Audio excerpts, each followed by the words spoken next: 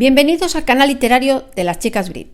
Yo soy Rosalía Navarro y en esta ronda de entrevistas a escritores que han publicado este mes de mayo, que son muchos, después de Ana Cepeda, Maite Esteban, toca Gala Black, una escritora que debuta con su novela Las Invisibles de Kirsty Hollow.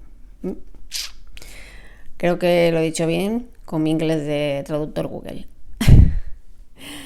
¿Por qué hemos escogido esta novela? Bueno, primero para conocer una nueva escritora, que siempre es bueno apoyar a los escritores que empiezan, y segundo porque la sinopsis es muy atractiva. También la portada, es preciosa la portada. Bueno, ¿de qué va? Pues es una historia de amor, ambición y crimen mientras en Chicago suenan los tambores de la Primera Guerra Mundial. En 1917, Chicago es un hervidero de gente venida de todos los lugares. La ciudad se expande a ritmo de vértigo, se construyen rascacielos en cada esquina y en los cabarets las trompetas tocan a ritmo de jazz sin distinguir la noche del día. Pero el cadáver sin mano de una mujer aparece en la orilla del lago Michigan. Para el reportero Conan Coyle, la tragedia está atada a un pasado que quiere olvidar. Para el verdugo, la víctima es solo un peón que se han repetido en su juego de ambición. Mientras, en el frenesí de los preparativos para la Gran Guerra, la viuda de Ida Meyer vive parapetada en una era que desaparece, ajena a que el asesino ha puesto los ojos en ella. ¿Quién es Gala Black? Gala Black nació en Barcelona, es una escritora que nació en Barcelona, lleva afincada en Chicago desde 2015 y está enamorada de la ciudad. Tras años dedicada a la consultoría ambiental y a la enología, necesitó una pandemia para encontrar el tiempo de narrar una historia que habría querido compartir con su abuelo. Con esta novela, con Las Invisibles de Kirsty Hollow, ha querido hacer un homenaje a las gentes que hicieron posible los barrios con más encanto del Sunnyside. Bueno, pues nada, hoy tenemos a Gala y vamos a hacer una entrevista y a ver qué nos cuenta Gala sobre esta obra, sobre su debut. Hola Gala, bienvenida al canal de las chicas Brit. Hola Rosalía, Paula, Martina, chicas Brit. Muchísimas gracias por la oportunidad que me brindáis en vuestro canal de darme un poco a conocer y hablar un poquito de la novela. Debutas con una novela, con una sinopsis muy atractiva y con un título, pues es muy original, Las Invisibles de Kirsty Hollow. Háblanos un poquito del título, ¿por qué de este título? Pues la parte de Las Invisibles en el título hace referencia al interés inicial que yo tenía a la hora de montar esta novela. Y es que a mí siempre me han encantado las historias de las mujeres en la retaguardia, de aquellas que hacían el trabajo invisible mientras los hombres estaban bajo luz y taquígrafos. Es decir, las mujeres que se quedaban en el campo cuando los hombres iban a la guerra, las enfermeras, las que se quedaban al cargo de los negocios familiares, en definitiva aquellas que se echaban encima todo el trabajo de la familia y sobrevivían mientras el mundo giraba en torno a cosas más importantes, entre comillas, y que lo hacían porque sí, sin aspavientos, porque era lo que tocaba. Y a mí siempre me han gustado mucho esas historias en las que se reivindica ese trabajo, ese papel de caballo de fuerza que ejercen las mujeres y que está detrás de muchas sociedades. Y yo quería que mi protagonista fuese un poco una mujer así, que aunque en apariencia parece que parte de una posición privilegiada, en el fondo se va a enfrentar a una coyuntura social a principios del siglo XX que supone una verdadera ruptura entre entre el modus vivendi de siglos anteriores y lo que luego hemos conocido posteriormente, las mujeres. Bueno, la verdad es que suena muy bien. Y la otra parte, explícanos un poquito. No sé si se ha oído los porrazos de Nikita llamando a la puerta. Espero que no. Explícanos la otra parte. Y la parte de Kirsty Hollow es una referencia topográfica real. Es decir, es un sitio que existía en el barrio en el que se desarrolla la historia. Hoy en día no existe como tal, como era hace 100 años, porque ahora pues toda esta zona está totalmente urbanizada. Pero según los contemporáneos, de escritos contemporáneos de la época que describen esa zona, la describen con una zona de una vegetación tan exuberante, tan tupida, con unas hierbas tan altas, que eran capaces de ocultar a un hombre a caballo. Entonces esto lo hacía una zona bastante peligrosa para los ganaderos que venían en ruta desde todo el sur de Estados Unidos y que llevaban sus animales a vender a los mercados en Chicago o a los mataderos en Chicago. Entonces, al cruzar esta zona, tenían el riesgo de que los asaltaran, les robasen los animales. Y además esos ladrones eran capaces de poder ocultarlos por la zona sin que nadie los viera. Podías estar a 20 metros de tus propias vacas y no verlas porque estaban totalmente ocultas por la vegetación.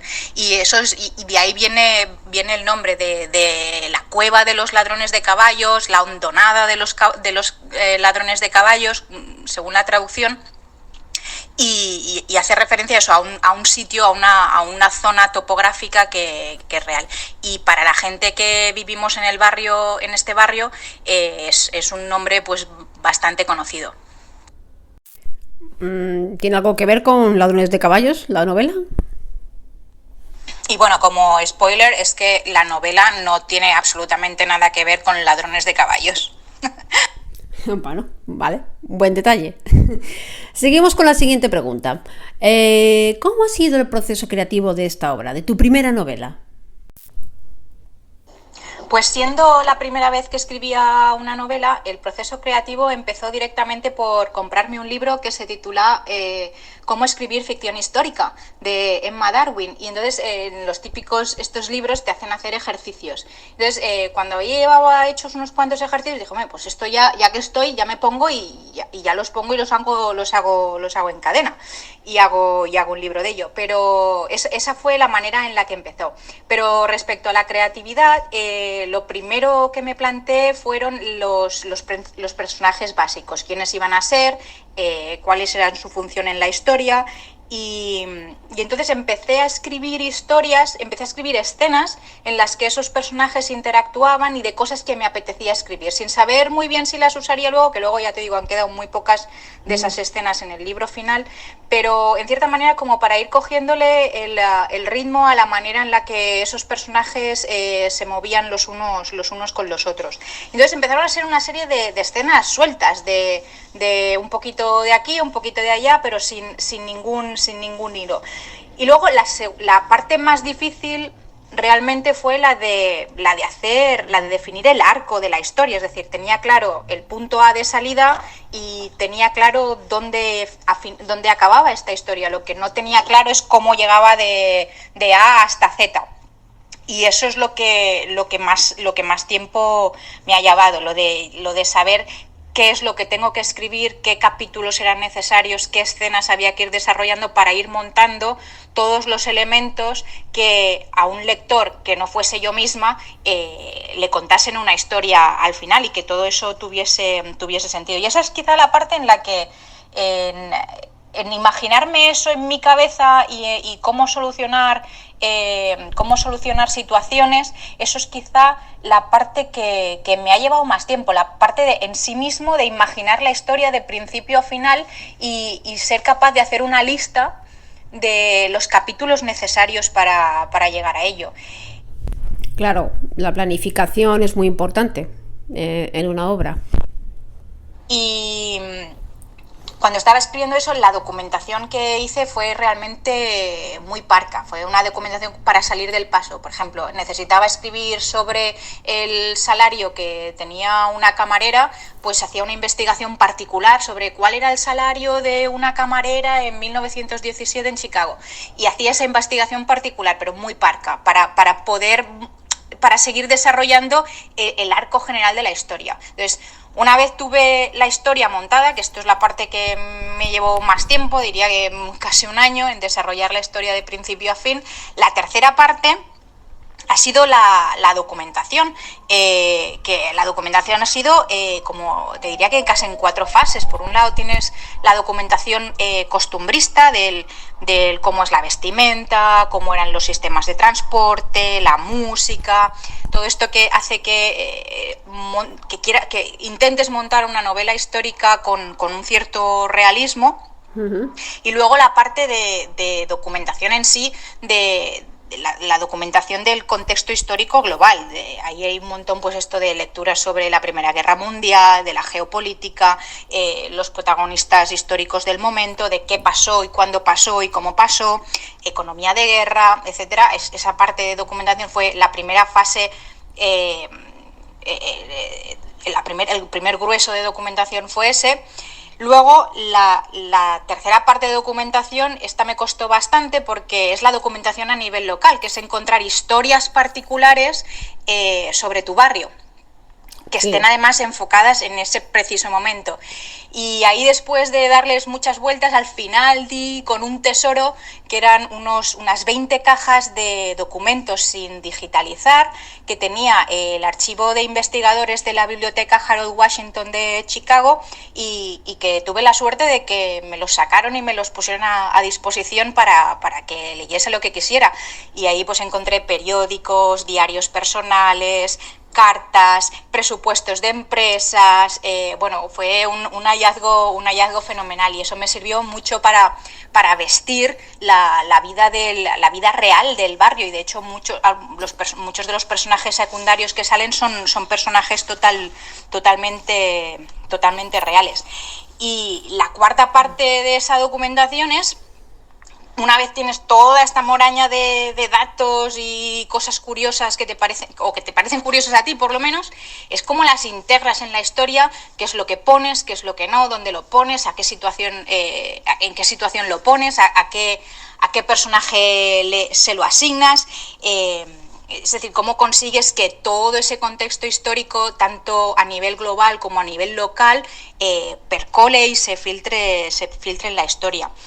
Y una vez tuve esto hecho, pues se lo pasé a leer a 2 betas, y tuve que reescribir la novela de nuevo después de que se la leyeran los betas, porque los betas yo creo que me dieron muy buenos consejos en el sentido de pues partes que se hacían más farragosas, cosas que no acababan de entenderse, y yo creo que me dieron muy buen feedback en ese momento. Entonces, una vez la historia estuvo montada, pasada por el filtro de los beta, pues reescribes capítulos, eliminas muchos capítulos, cosas las aclaras, etcétera. Entonces eso ya me dio un final de, bueno, esta es la historia que quiero contar y de la manera que quiero contarla. Y la última fase del proceso creativo, que realmente no sé si es parte del proceso creativo o no, pero como lo he vivido yo, sí que fue parte del proceso creativo, es que luego hay una parte de borrar y de pulir, que te lo vuelves a leer y te lo vuelves a leer y te lo vuelves a leer, y entonces te das cuenta pues que esto pues no tiene mucho sentido, no le pega a este personaje, esto lo quito, esto lo pongo. Entonces en esa parte vuelves un poco a modelar las situaciones y a modelar la manera en la que se comportan los personajes. Y entonces en esa parte de pulido, de buscar las expresiones precisas, los adjetivos adecuados, las frases que son necesarias, toda esa parte, yo creo que para mí en concreto, que ha sido mi primera novela y que he escrito y reescrito, ha formado parte del proceso creativo. Pero sin embargo no lo es, Gala. El proceso creativo es cuando surge la idea, germina y la historia se mete en tu cabeza, se crea en tu cabeza. Una vez que tú tienes que reescribir, estamos hablando de otro proceso, ya no es un proceso creativo, es un proceso de reescritura, como dice la palabra, y de pulir, no forma parte del proceso creativo. El proceso creativo es cómo surge la idea, de dónde coges la idea para montar la historia, incluso la documentación no forma parte del proceso creativo. Pero bueno, hay que tener mucho cuidado con la documentación porque, claro, todo es muy interesante, como tú bien has dicho, para el escritor, pero el lector tiene que tener un resultado fino y no saturarlo, que esto a veces los escritores con sus primeras novelas ahí pecan bastante. A ver, ¿qué quieres transmitir al lector con tu obra? Bueno, pues esto es una historia que está ambientada en Chicago en 1917, en unos barrios acomodados del sur de la ciudad. Y yo lo que quiero, o lo que me gustaría, es transportar al lector a ese momento, hace 100 años, en los que las normas victorianas se derrumban en el lapso de una guerra. Y eso hace que haya una generación que pasa de vivir con unos formalismos sociales bastante estrictos a ver a las mujeres incorporarse al mercado laboral, a salir por las noches, a pintarse los labios de rojo, y esto que a nosotros nos parece ahora tan normal, para una generación pasó realmente de la noche a la mañana. Y además tiene un componente de estructura social importante, porque todos estos cambios fueron adoptados muchísimo antes por las clases populares que por las clases pudientes. Entonces yo lo que he querido con eso es hacer una historia clásica, con héroes y con villanos, y con un poquito de romance y un poco de acción, y con unos toques costumbristas y una serie de contexto histórico que lleven al lector a esa época, a la Primera Guerra Mundial, que normalmente es una época que se narra más como una época como historias de guerra y de trinchera. Y esto no es una novela sobre la guerra, sobre el frente.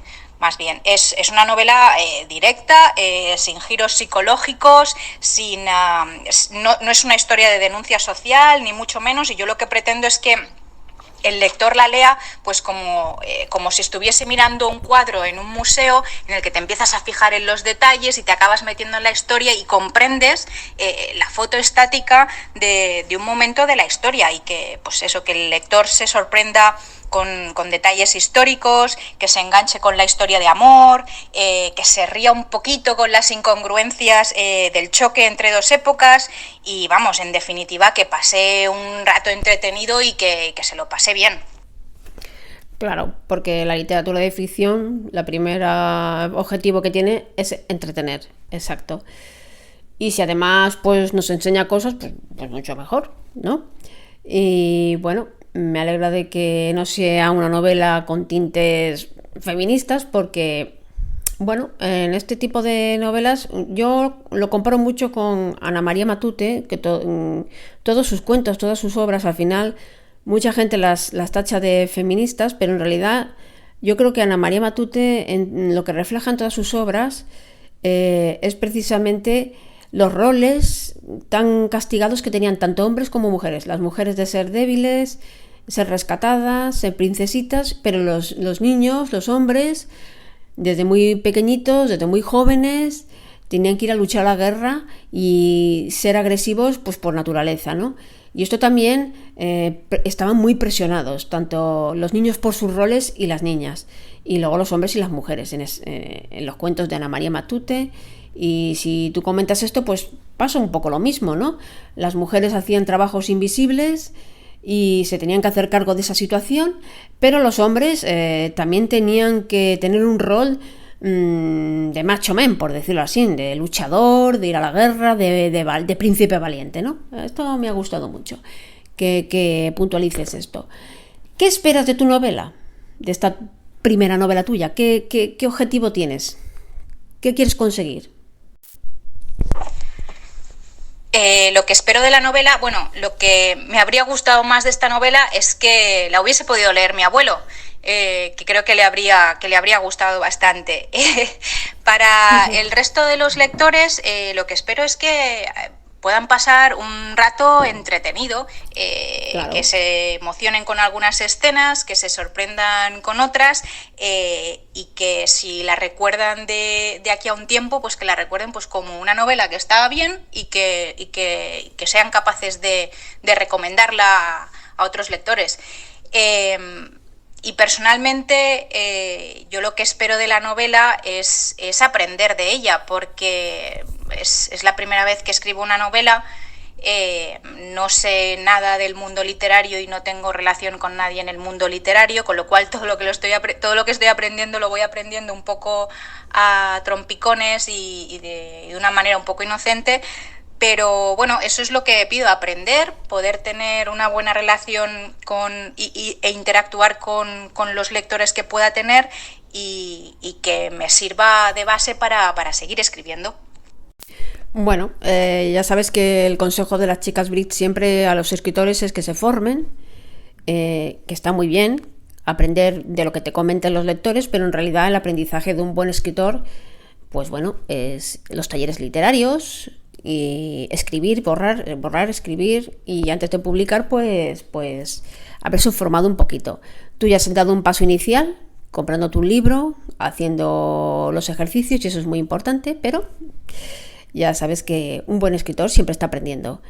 Y bueno, ahí tenemos los talleres literarios. Supongo que también allí donde vives tú, pues habrá talleres literarios que te enseñan a aceptar las críticas, al proceso creativo, precisamente, a utilizar bien las herramientas de escritura, esa caja de herramientas de la que habló Stephen King, escoger bien los narradores, utilizar bien los diálogos, la documentación, el alma de Chekhov, la ley de Lem, todo eso que los escritores tienen que aprender para, primero, entretener al lector, porque al final es el que decide si la novela pasa al corte o no.